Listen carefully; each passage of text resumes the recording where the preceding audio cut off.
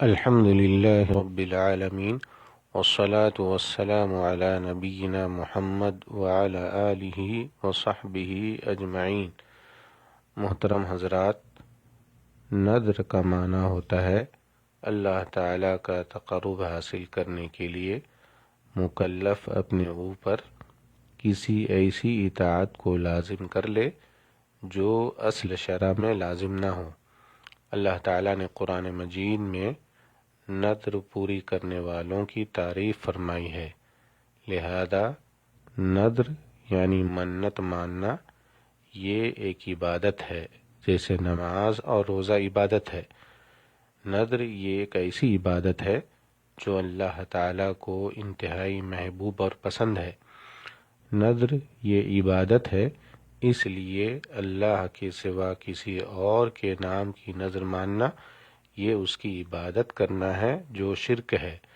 غیر اللہ کے لیے نذر ماننے والا جب اپنی نذر پوری کرتا ہے تو وہ غیر اللہ کی عبادت بجا لاتا ہے، جبکہ اللہ تعالیٰ کے لیے نذر ماننے والا جب اپنی نذر پوری کرتا ہے تو وہ اللہ تعالیٰ کی عبادت بجا لاتا ہے۔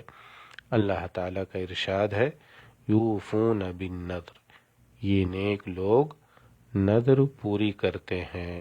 سورہ الانسان آیت نمبر 7، یعنی صرف ایک اللہ کی عبادت کرتے ہیں، نذر بھی مانتے ہیں تو صرف اللہ کے لیے، اور پھر اسے پورا کرتے ہیں۔ اللہ تعالیٰ کا ارشاد ہے، وَمَا أَنفَقْتُم مِّن نَّفَقَةٍ أَوْ نَذَرْتُم مِّن نَّذْرٍ فَإِنَّ اللَّهَ يَعْلَمُهُ، تم جتنا کچھ خرچ کرو اور جو کچھ نذر مانو اسے اللہ تعالیٰ بخوبی جانتا ہے۔ سورہ البقرہ آیت نمبر 27۔ جائز نذر پوری کرنا اس لیے واجب ہوتا ہے کہ انسان اس عبادت کو خود اپنے اوپر لازم کر لیتا ہے، اور اللہ تعالیٰ کی معصیت پر مبنی نذر پورا کرنا جائز نہیں۔ رسول اللہ صلی اللہ علیہ وسلم ارشاد فرماتے ہیں، من نذر ان یطیع اللہ فلیطعہ ومن نذر ان یعصی اللہ فلا یعصہ، جو شخص اللہ تعالیٰ کی اطاعت میں نذر مانے تو اسے چاہیے کہ وہ اللہ کی اطاعت کرے، یعنی نذر پوری کرے، اور جو شخص اللہ کی نافرمانی میں نذر مانے تو وہ اللہ کی نافرمانی نہ کرے۔ رواہ البخاری و ابو داود۔ نذر کی دو قسم ہیں، ایک نذر مطلق، یعنی بندہ اپنے آپ پر کسی عبادت کو مطلقاً لازم کر لے، مثلا یہ کہے کہ میں نذر مانتا ہوں کہ اللہ تعالیٰ کے لیے 2 رکعت نماز پڑھوں گا۔ اور دوسری نذر مقید، یعنی بندہ اپنے آپ پر کسی اطاعت کو کسی چیز کے مقابلے میں لازم کر لے، مثلا یہ کہے کہ اگر مجھے نوکری مل جائے تو میں اللہ تعالیٰ کے لیے 1 ہفتہ روزہ رکھوں گا۔ اس نذر کے متعلق آپ صلی اللہ علیہ وسلم ارشاد فرماتے ہیں، انما یستخرج من البخیل، کہ بخیل سے مال نکال لیا جاتا ہے۔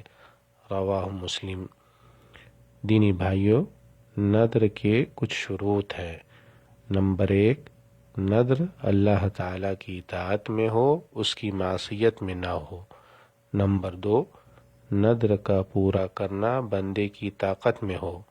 نمبر 3، نذر اپنی ملکیت میں ہو۔ نمبر 4، نذر کا پورا کرنا کسی ایسی جگہ میں نہ ہو جہاں غیر اللہ کی عبادت کی جاتی ہو، تاکہ غیر اللہ کی عبادت کا سبب نہ بنے۔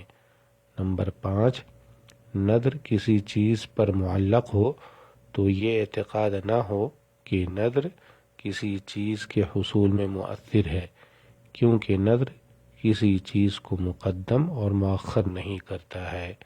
والسلام علیکم ورحمۃ اللہ وبرکاتہ۔